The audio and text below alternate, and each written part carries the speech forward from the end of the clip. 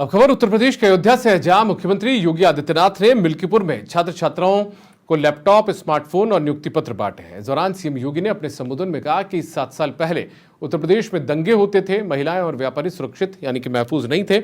आज उत्तर प्रदेश राज्य निवेश के लिए सबसे अच्छे स्थलों में उभरा है। हमने करोड़ों लोगों को नौकरियां प्रदान की है। उन्होंने कहा कि यूपी सरकार एक मेगा पुलिस भर्ती अभियान चलाएगी, जिसमें 60,000 से ज्यादा युवाओं की भर्ती की जाएगी। 20% सीटें महिलाओं के लिए आरक्षित होंगी।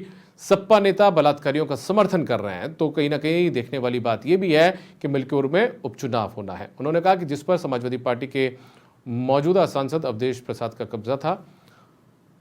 दरअसल फैजाबाद लोकसभा सीट से जीतने के बाद मिल्कीपुर की सीटें खाली हो गई थी और इस पर चुनाव होना है। योगी आदित्यनाथ का ये दूसरा दौरा इस इलाके का है और कहीं ना कहीं चुनाव को लेकर वो पूरी तरह से अपनी तैयारी को पुख्ता करते हुए दिख रहे हैं और कार्यकर्ताओं में मूल मंत्र देने का काम कर रहे हैं। मंच के माध्यम से छात्राओं को लैपटॉप, स्मार्टफोन और नियुक्ति पत्र भी यहां पर बांटे गए।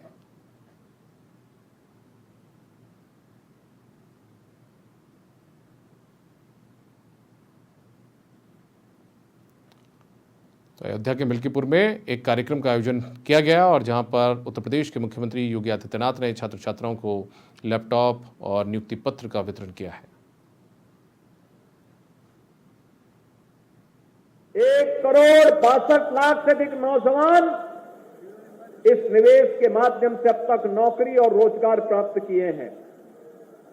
स्वरोजगार के लिए 1 डिस्ट्रिक्ट 1 प्रोडक्ट की योजना, विश्वकर्मा श्रम सम्मान और पीएम विश्वकर्मा की योजना, पीएम स्वनिधि की योजना, पीएम रोजगार की योजना जैसी तमाम योजनाओं के साथ ही प्रधानमंत्री मुद्रा योजना ने भी आर्थिक स्वावलंबन का मार्ग प्रशस्त किया है।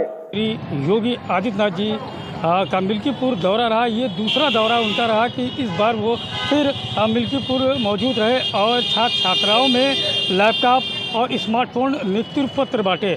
और जैसे कि देखने वाली बात ये भी है कि उपचुनाव भी बिल्कुल करीब आ चुका है, क्योंकि जिस तरह से समाजवादी पार्टी के सांसद जो मौजूदा सांसद हैं अवधेश प्रसाद, वो मिल्कीपुर सीट से विधायक थे और लोकसभा चुनाव जीतने के बाद मिल्कीपुर की सीट खाली हो गई थी। और जिस तरह से लगातार इनका दौरा हो रहा है, लगातार ये दूसरा दौरा है मिल्कीपुर को लेकर, उन्होंने पूरी कमान संभाल रखी है और मिल्कीपुर पर उनकी पूरी नज़र बनी है। क्योंकि कहा जाता है कि अयोध्या की सीट जो है बहुत ही कांटे की सीट मानी जाती है, बहुत ही महत्वपूर्ण सीट मानी जाती है, इसलिए अयोध्या पर पूरी नज़र बीजेपी की रहती है। और इस बार भी उपचुनाव को देखते हुए अयोध्या ने बिल्कुल अपनी अयोध्या से कमर को बिल्कुल कस रखा है। अयोध्या से अपने सहयोगी के साथ तुफाइल अहमद, समाचार प्लस।